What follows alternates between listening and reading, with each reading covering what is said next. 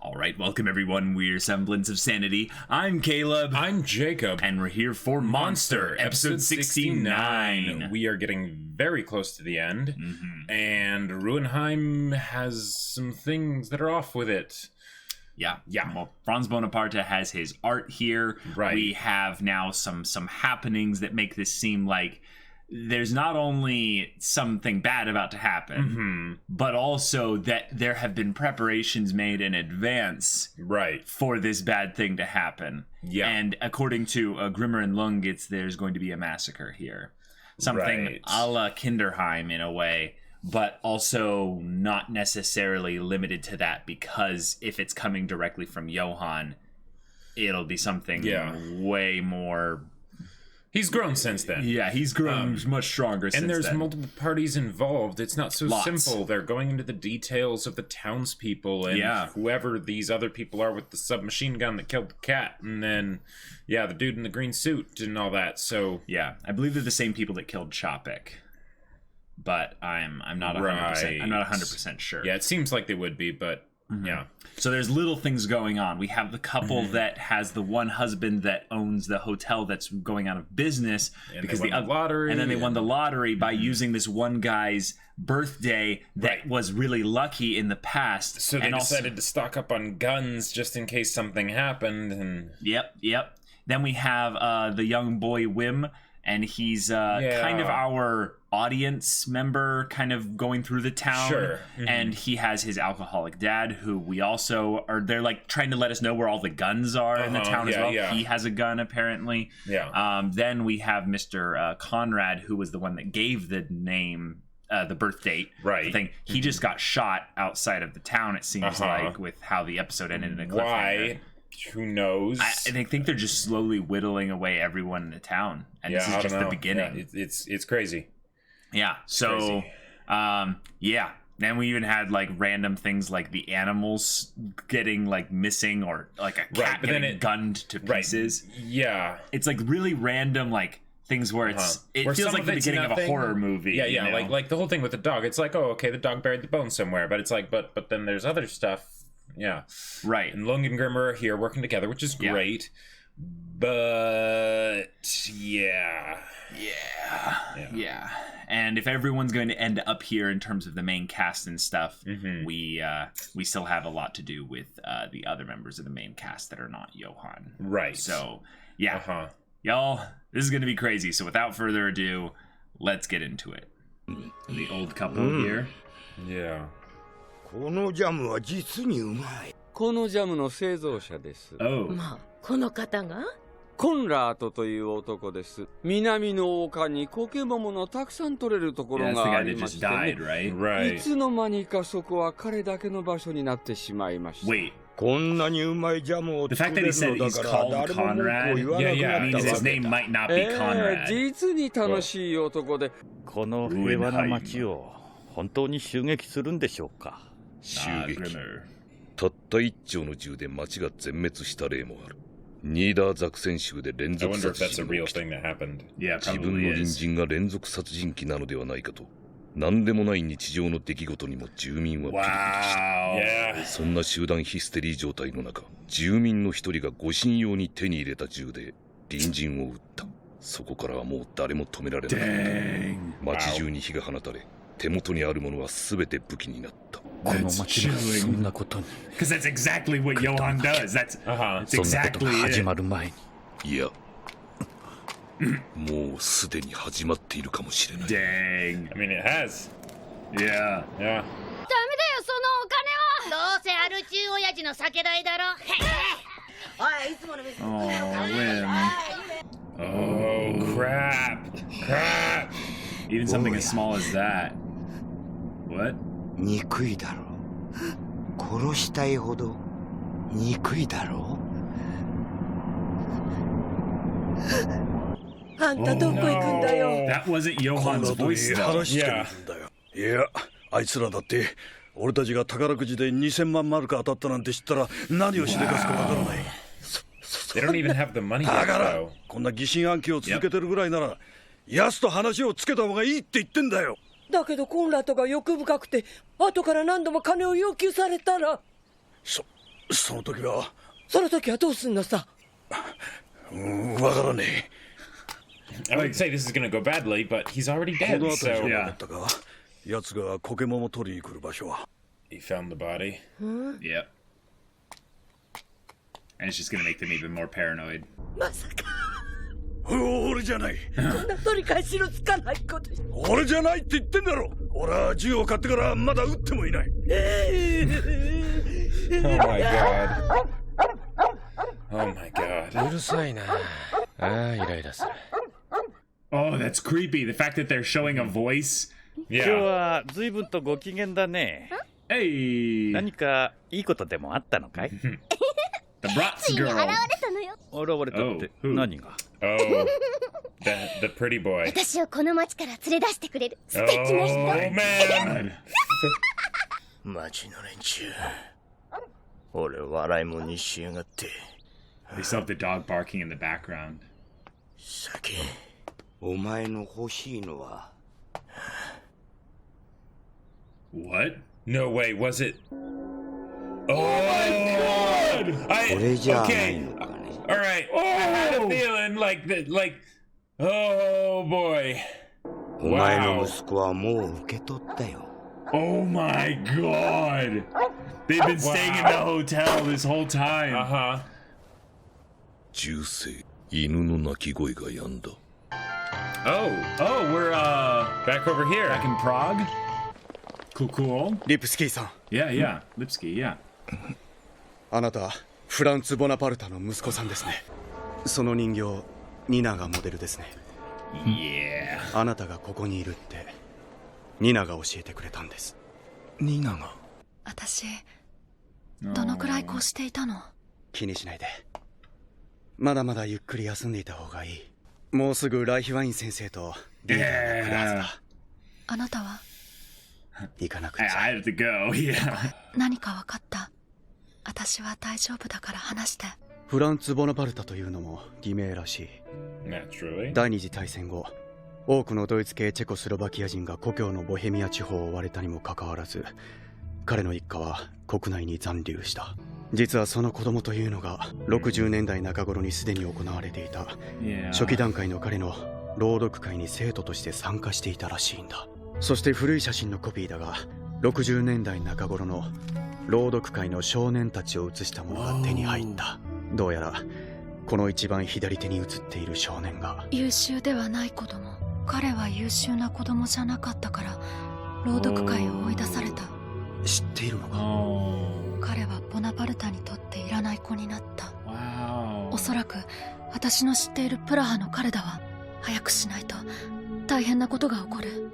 私にはわかるの。ヨハンが何をしようとしているのか。彼は何を？完全な自殺。本当の孤独。唯一の愛情表現。早くしないと罪のない人がたくさん死ぬ。彼の作品の登場人物はなぜかドイツ名だ。クラウス・ポッペ名義の平和の神様。この作品もフランツ・ボナパルタという名も他のペンネームも全てチェコ名なのに、このペンネームだけがドイツ人の名前だ。Did you write that one? もしかしてクラウス・ポッペというのはドイツ系チェコ人のお父さんの本名なのでは？同じ推理を展開して父の本名を言い当てた刑事がいましたよ。Lunge! ベイカーのルンゲという刑事。ルンゲ？彼が何週間も前に去りましたが。去ったって？彼の先祖はドイツのどこの出身なんですか？詳しくは知らない。ただ子供の時、父がこう言ってたことがある。僕らの故郷は南ドイツの山に囲まれたある町。3、4年前に届いた絵はがき。差出人のわからない山の上から町を見下ろした手書きの風景画が描かれていたカーペってサイン入りの。カーペ、ニナを守ってください。Tenma, please give this show a happy ending. 何が起きようとしてるんですか？ Please tell the audience. ヨハンは再現しようとしている。 Perfect suicide. バラの屋敷の惨劇を。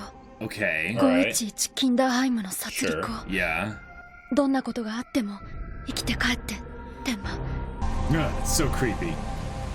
Sorry, effigies and dolls and clowns and all those kinds of things. It's just, oh, just like it rained when Johan first revealed himself to Tenma. Oh, sure. I mean, it masks sounds. Sure. And washes bad weather is a depressing thing. It tends towards more negative emotions. Oh my god, they're isolated now. No one can leave. ご存知ですか？ヤコブ・ファロベック。僕は全てポッペと同一人物だと思うんだけどね。絵柄も作風もそれぞれ描いてるけどね。僕ぐらいのマニアになると分かっちゃうんだ。なぜいくつものペンネームを使い分けたかは分からないけどね。絵は面白い。悪意が満ちてるっていうかな。さてと、それでだ。ヘルムート・フォスという作家の絵本、89年に発行された。その作家はクラウス・ポッペと同一人物だ。なぜそうだとわかるんですか？だから僕ぐらいになるとわかるんだよ。いくら画風を変えてもどこかにその人の癖が出るんだな。話が良くなったと思ったら絵が描けなくなった。何か目標を失ったような感じで。安らぎの家、山あいの町。南ドイツの地図ありませんか？あった。ルーエンハイム。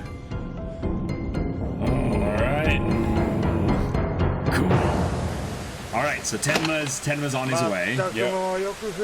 But things are already going to hell here. どうですか、コンラートの行方はつかめましたか？相棒たちは今も捜索中です。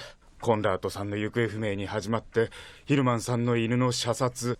昨夜はパブから出たところでケムナーさんが殴られたそうですね。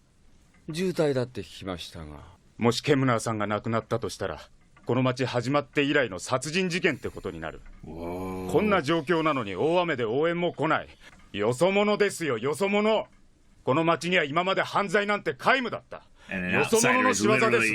私たちもよそ者ですが、この雨の中車椅子では一歩も外へ出られませんよ。Could Lunge tell? Wait. He looked at his legs. Oh, no, he's going to talk to them. Holy crap. Oh, he's not. He's not. No. Is he ご smart 主 enough? 人の靴、ずいぶん汚れていますね。Oh. まるで雨の中を歩いてきたみたいだ。Why did he tell them that? Because he's better than them. He knows, like, letting them know I'm on to you. To basically force their hand. Yeah. Crap. どうしました？ガス欠ですか？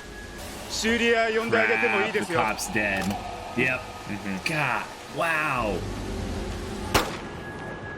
Jeez. You heard that one too. Oh boy.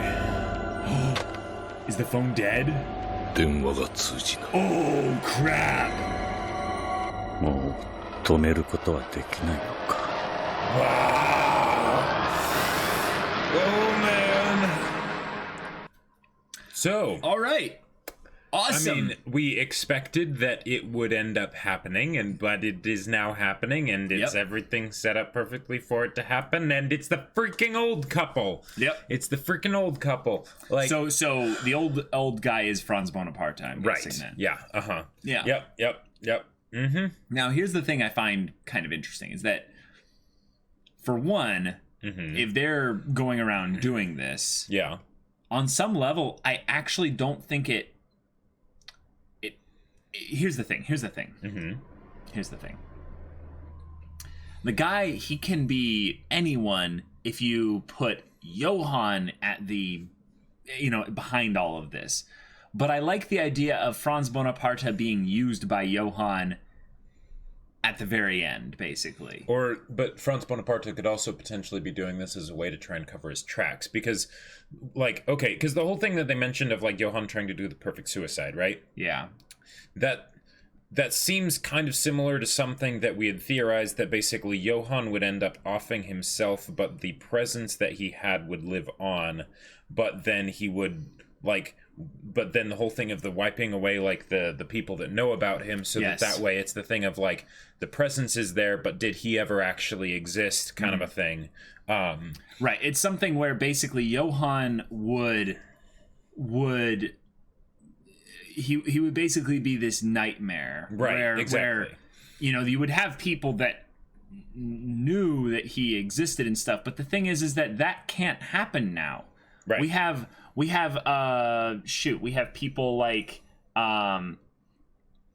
crap. Who, Chopik or no Wolf, no no or... best detective guy who's been collecting all the data on Johan. Well, anyway, we have a lot of people that have been working in the background with Tenma, with people like Ruhenheim, and have been acquiring data on Johan. So Johan, I'd say, replicating a Red Rose Mansion, Kinderheim 511 massacre makes more sense if you think about it from the standpoint of this would be his last hurrah going out. But Johan would die amidst the group of them.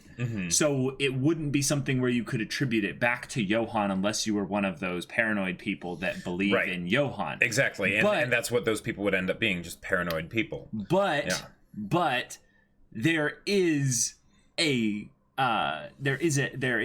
large amount of data being gathered, essentially, that Johan is, you know, still out there doing his thing. Hold on, this is actually bugging me. I'm just gonna grab the guy's name really quick. Okay. But yeah, the perfect suicide. I would say that ties pretty well into our original theories here. But I still think there's a potential that we don't know exactly what it means. Well, because Johan's been trying to erase his existence, right? Anyone that knows about him, he just like very, very nicely, and usually never by his own hand, just wipes them out. You know, just so that way they just die, right? And anyone who was like looking like trying to piece things together, there would be no sign. Dr. Gillen. Oh, yes. Gillen, yes. He's the one that's been assembling a huge case, basically, to prove Tenma's innocence, with lots of evidence that Johan not only existed, but did a lot of these things. Yes. So in some ways, Johan has lost already, but the fear that he will inspire, I would say, by his acts that will not be able to be, I would say, perfectly tied back to him, because he might have effectively erased his existence in that regard, would be it would be effective. Right, because if he can erase the existence of Bonaparte, right, and all the people that know about him, and Bonaparte is doing that too, because he doesn't want the other people that are coming after him to kill him, right? So I'm guessing that's why he's doing this. I mean, it might just be because, you know, because why not? But like when I think about the biggest reason that Bonaparte could have for instigating all of this is to make it so that way no one knows about him, right? Okay, so I am a little bit lost on the deduction regarding Bonaparte's motivation here, because what I think they're actually implying here is that Bonaparte is actually like not even a problem anymore, because when they showed the book that was the more recent stuff, I believe, it's basically that he returned to the town and became basically the shut-in vampire of Ruhenheim, and has a creepy aspect to him, but lost his goal, basically because of Johan being removed from his control. He no longer has the means by which to do anything like that. So Johan returns and gives him purpose. Gotcha. And Johan is now using him as the means by which to enact the perfect suicide, which is kind of like the original thing of being the last person alive on this earth at the end of the world or whatever. Right. Meaning maybe in some ways he's not trying to start some apocalypse or something like that.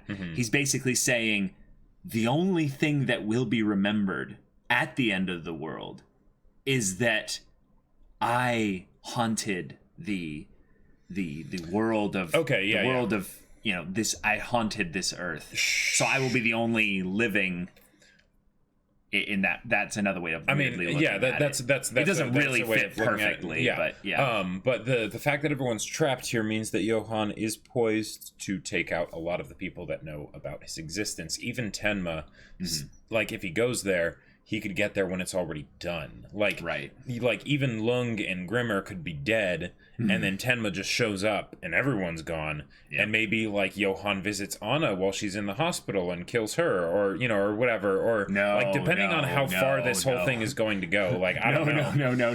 No. I really hope Johan is here in the town. He is going to make this work. He is going to make this happen. But Anna is safe. Like, I'm calling it right now. Anna has got to be safe just because of the fact that we had the whole, I would say, completion of her backstory arc that she was going through. So for her to be brought back into this whole threatening situation, I think would mean that the Ruhenheim thing would have to end before the show ended. And while I think that will happen, I think it's not going to end long before the show ends. Yeah, because, I mean, after all, this was episode 69, so that means there's 5 episodes left, 70 through 74. So, yeah. But the thing is that Johan could have just come here, talked to Franz Bonaparte, and been like, here's a purpose for you, right? Oh, and he's just doing this whole thing? And then he just left. But then how is this the perfect suicide? Because this is just one part of it. Okay, so like because if we're thinking about this whole idea of like because the only thing that comes to mind when I think about the perfect suicide is that he just disappears, right?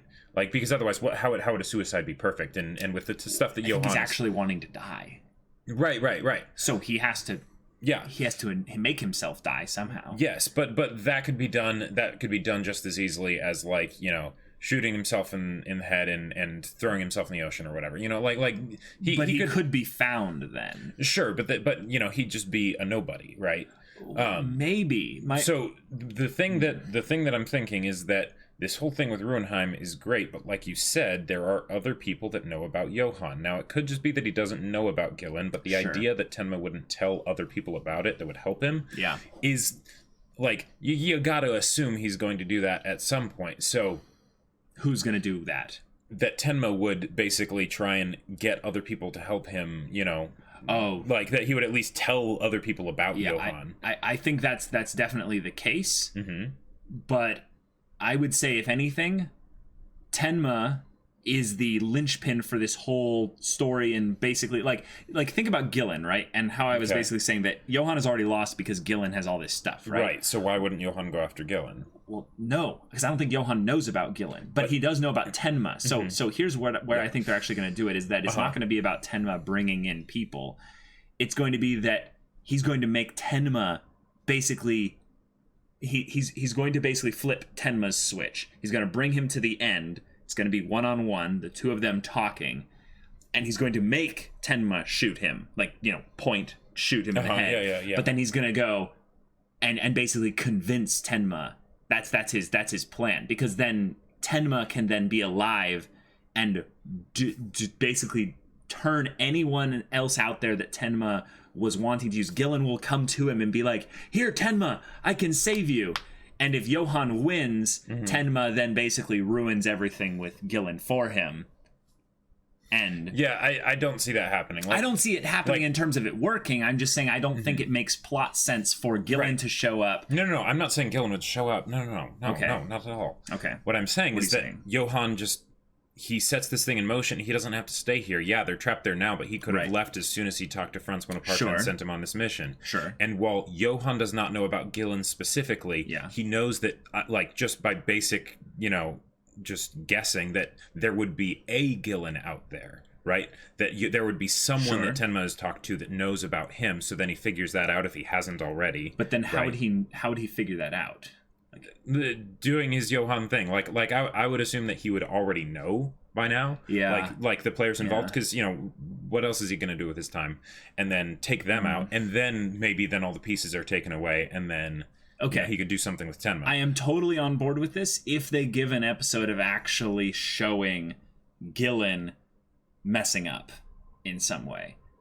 like giving basically Gillen leaving a trail that that Johan could follow up on and actually just show up at his house and kill him. Because there's a couple things where I am totally fine with Johan being larger than life, you know, and him having powers of perception and persuasion that go beyond what I understand. And that's okay. I'm totally fine with that. There are things, though, with, I would say, the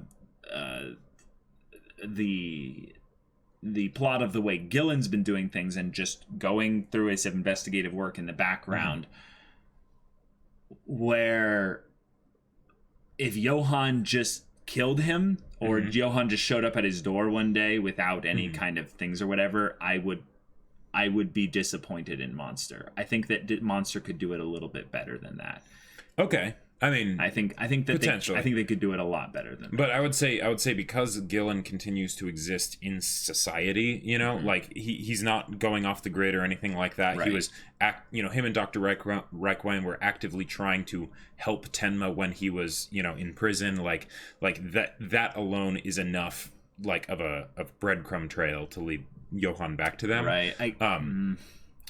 Yeah, I still acknowledge that Gillen has some trail out there, but Johan might feel omnipresent, but he is not omnipresent. Well, and also since they've established the idea, they're bringing up more of the aspect of Johan being crazy. Yes, and they could exactly. They could have there be aspects of it that don't necessarily make sense, right? The fact that they're out there, and that's fine. You know, he's more of wiping away his genesis than wiping away all people that know about him. Yes. In the world. Yes, thank you. That's more what I'm saying, is that Johan is making sure that if anything, if you take it Gillen's what he's saying, all the things these are things that Johan did, then they go, okay, the next logical question is, who is Johan? Let's find this Johan. And then when people go to look for Johan, they don't find anything. They hear tales of a ghost, basically. Sure. So, and that would provide the same result, but I think then that's basically the measured risk that Johan is taking, is that people might search, but they will never find any proof of this Johan. Yeah, and if we change the definition so that what he's really wanting is for there to be no proof other than people talking about him in hushed whispers and stuff, because there's all the people that, you know, Gillen interviewed and stuff, right? That's a trail enough, assuming those people don't also get, you know, sharp pens or whatever and they gouge their eyes out, right? Yeah, you know, who knows? Like barring that, there is a trail. So, you know, if you could just make it so that it all seemed like, you know, like a ghost story, right? People talking about him in hushed voices and stuff, and did you hear about this? And and then eventually it just becomes hearsay, and, you know, that's something I feel like feels a little bit more realistic, and or I would say more works with the time constraints of how many episodes are left. Not just with the time constraints of what episodes are left, but also I would say it makes Johan have the potential to lose and still win. Okay. Because if he kills literally everyone else, then it's like, okay, what's the point? Yeah, where's the dramatic tension there? Sure. So I'm kind of metagaming this, but I would say the question I have is, why did Anna call it the perfect expression of love? Okay, so... Because that's a very interesting way to put it. All right, so yeah, perfect expression of love. I feel like it's kind of all set up. I need to, like, talk through this, basically. Sure. But I feel like it's all been set up based on the previous stuff that we saw between Johan and Anna. That basically... I vibe with that, It is something where Johan is removing himself from the picture so that way the people that are after him don't need to worry about him anymore. And, you know, and it's just he's gone, right? Right. You guys can rest now. Exactly, yeah. Specifically Anna, I would say. It's probably a perfect expression of love to Anna. Oh, yes, and Tenma, because he is like a father in the aspect that Tenma gave him another chance at life. And that could be what it is that Johan's basically saying, I'm going to not necessarily remove all, like, any memory of my existence, but I'm going to remove root and stem, all the things that brought about my existence. Sure. You know, so I'm going to go and I'm going to take out Franz Bonaparte. And you know what? I don't know what he's done to the people of this town while he's been here, so I'm just going to take them all out too, because I don't really care about them, you know. That is actually quite terrifying to think about, is that both the people we've saw involved with this whole, you know, massacre beginning here, the couple in the wheelchair, and then the guy who is The one who won the lottery, or no, the one who's been going around shooting people like Conrad, and at the broken down car. Oh, that is the guy from the wheelchair. Oh, it's the same guy? Yep. Mm-hmm. It's all the same guy. Yeah. They showed that when he stood up and offered the gun, he was wearing a green suit. Oh, okay. Okay. So it's all the same guy then. I am totally on board with that. Although the submachine gun thing still seems off. Yeah, there's a feeling in the way that Monster presents its story that you can assume a linear presentation for most of it, but there's scenes like where we saw Tenma talking to Anna. Yes, that was clearly a non-linear in the past kind of a thing, yeah. past tense kind of thing. And this is part of, I would say, the strength of, I would say, the show, just the story in general, is that it's not spending its time trying to explain to you how this fits properly into the narrative. You just have to piece it together just enough based on what's been shown to you. Like you pieced together that was the same guy. Like I've been basically under the assumption almost this entire time that there's two people. I mean, the submachine gun thing could still be a separate deal. Right.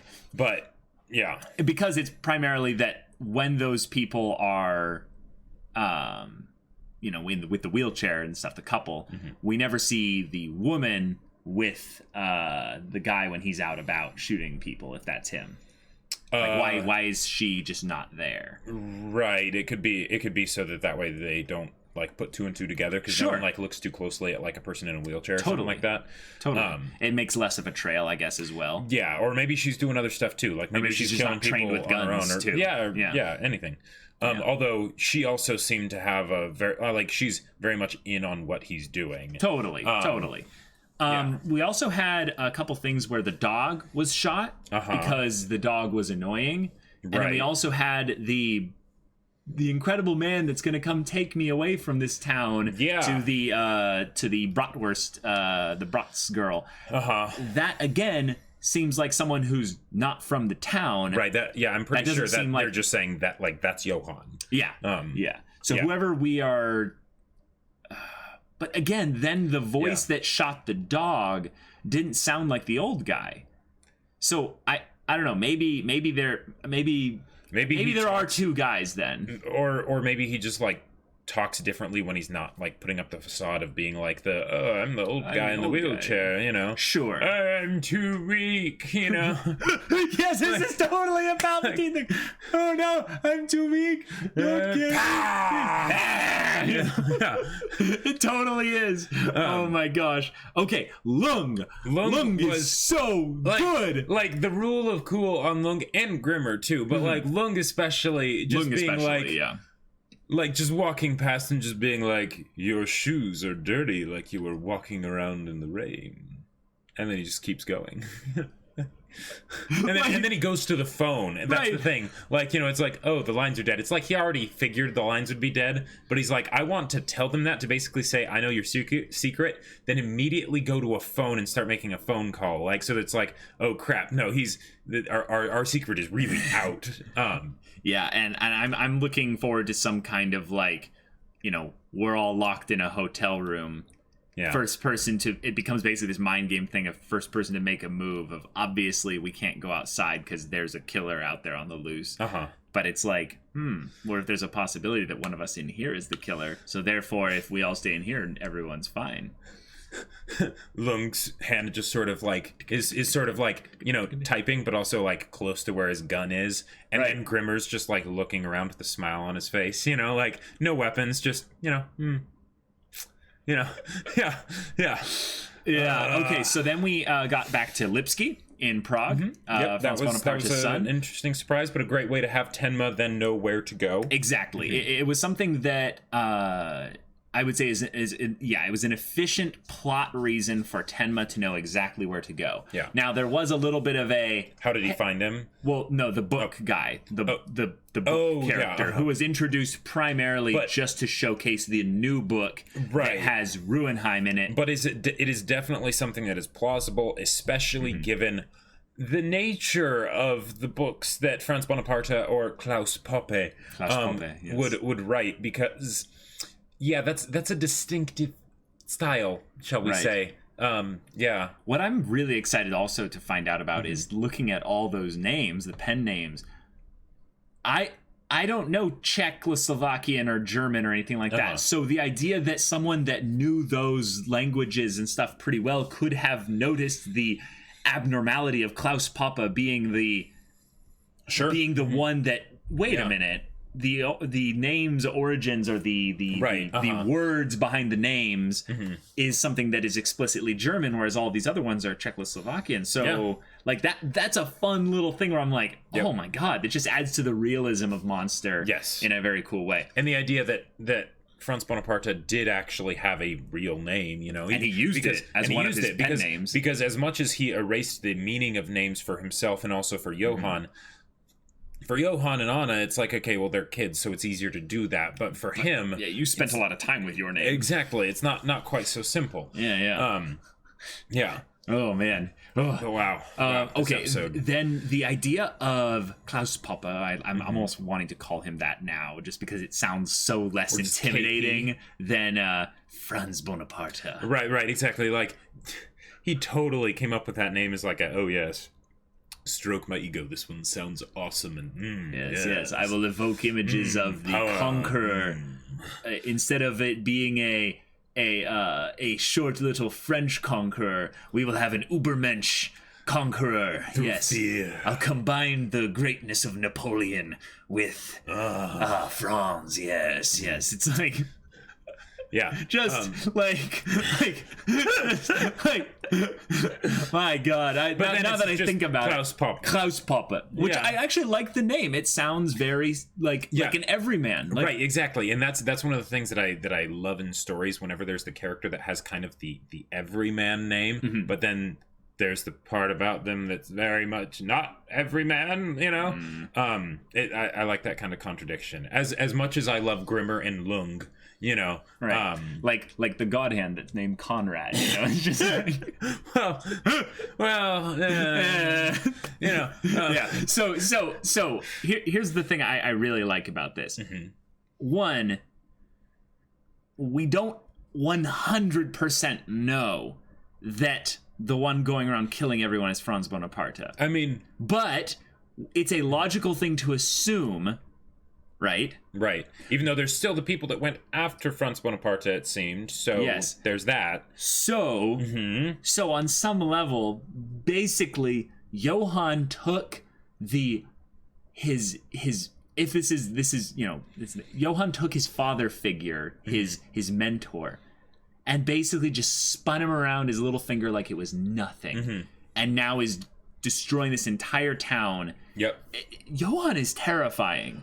It's actually terrifying that he rigged the lottery numbers. The thing is, you go down to the deepest level. This is the kind of things that Johan has prepped for this kind of thing. And the thing is that we still don't know if he actually rigged the lottery numbers or if he just fudged the newspaper. Because who knows? The couple still this is what I think is so hilarious is that but at the same time it's kind of makes sense because they're paranoid and stuff. They're paranoid, yeah. But they won the lottery. They still haven't turned in the. They still haven't turned. They might not be able to now. All this stuff. That's the thing. Well, they can't now because they're blocked in. But that would have been okay, if you want to buy guns for self-protection, I'd say that's excessive. But whatever. But even if you do that, then the very next thing that you should do rush to the bank. You rush to the bank or or wherever you turn in the lottery. You turn in the lottery, and if you're worried about this other person that had a problem with you winning, then you go to literally any other town. Yeah. And open an account. And I don't know how the lottery works, but I don't think they give you cash.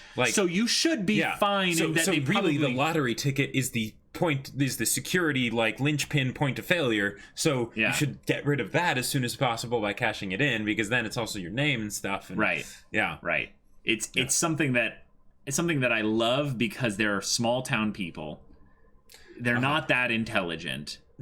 Right, just saying they're just freaking out because we won a lot of money. They're paranoid, yes, but the fear was put in them. I would say before that, the lottery because if you happened. think Yes. because if you think about the way that they were acting, the lady was buying lottery tickets. I mean, I'm not saying anything about those of you that buy lottery tickets and stuff, but like she had nothing else going on for her character and her life in the way the story's presenting her. Right. She bought lottery tickets. They were both desperate in their own way because things were not going well for them financially. So, exactly. They were under a lot of pressure. So they were already they were full of susceptible. Fear. Yeah.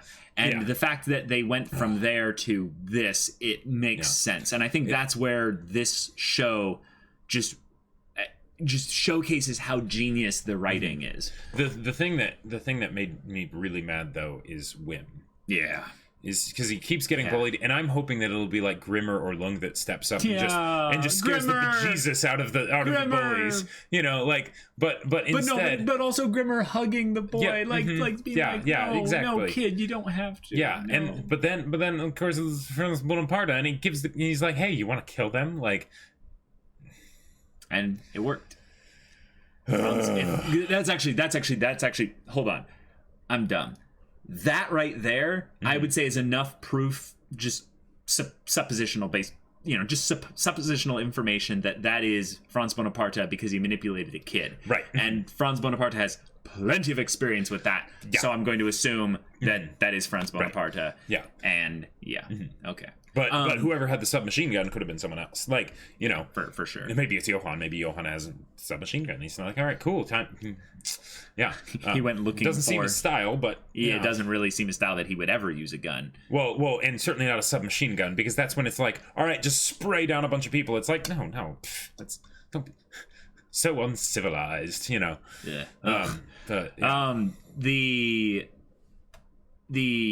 The fraying mental state, though, they explored with Franz Bonaparte being someone who lost his way and returned to his place of solitude. Mm-hmm.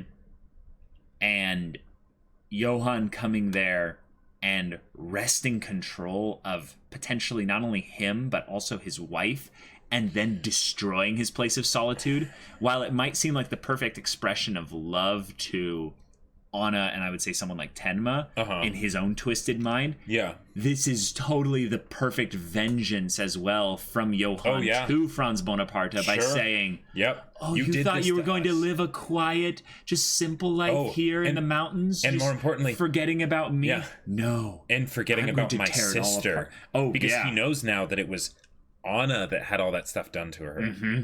So... Yeah, he's pissed. One might say he's emotionally compromised, which I think is actually really exciting because I want Johan to make mistakes here. Right, like see Johan start to unravel a little bit. See what goes beneath that cool exterior, because we never really see underneath that, and when we do, we're not sure if we're actually seeing that or if that's just what he wants us to see. So.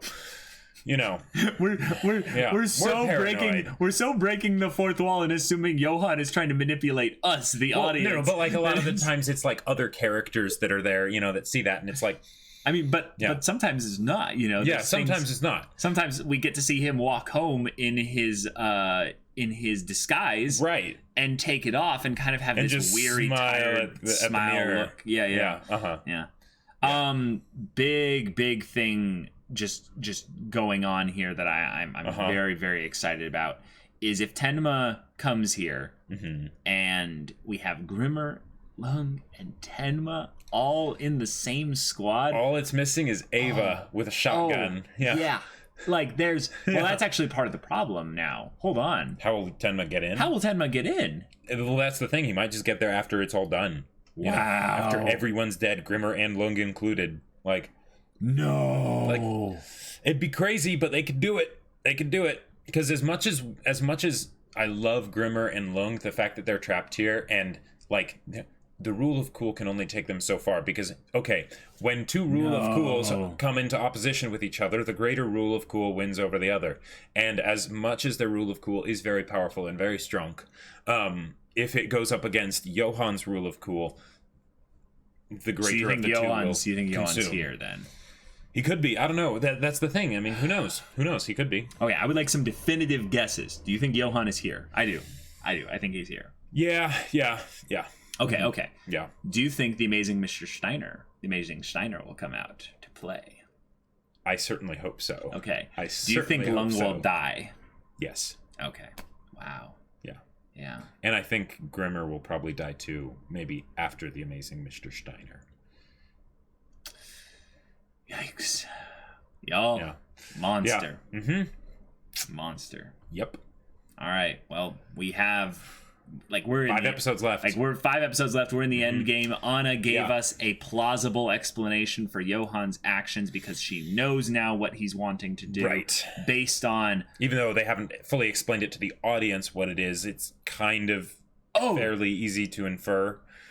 This pains me. I've always been wondering why they gave us this whole thing of Johan switching motivations so much because of the memory he regained from looking at the book. And what I think it is that because he encountered Anna here at this place, that was part of it. But it began actually because he had this motivation from the beginning as a kid. But again, he got shot in the head, lost a lot of that, reverted back to Kinderheim kind of mental programming stuff to become the Ubermensch, leader of the free world. Since he almost forgot about Anna in Kinderheim anyways. Yep. And then he goes back to where he was before with the books, and then he cuts the final piece of the puzzle when he confronts Anna and nearly convinces her to kill herself, which that does seem like they'll need to... not his style? Well, it seems like either he was saying, no, this is a way out, Anna. You don't have to suffer like this. You can just end it. That seems like the madness of Johan coming out, because I don't think he would want actually her to suffer anymore. Right. But since his methodology for ending the suffering is killing himself, it probably that I think works in line with the whole thing there. But yeah, anyway, craziness, y'all. If you want to see the next episode's reaction to Monster right now, go check out the link in the description below for our Patreon. You can get an early access there. You can watch full-length reactions there, and all this comes with Discord access, so you can chat with us about stories or Monster, just whatever. And if any of that interests you, we'll see you there. But until then, we're Semblance of Sanity. I'm Caleb. I'm Jacob. And we'll see you all next time.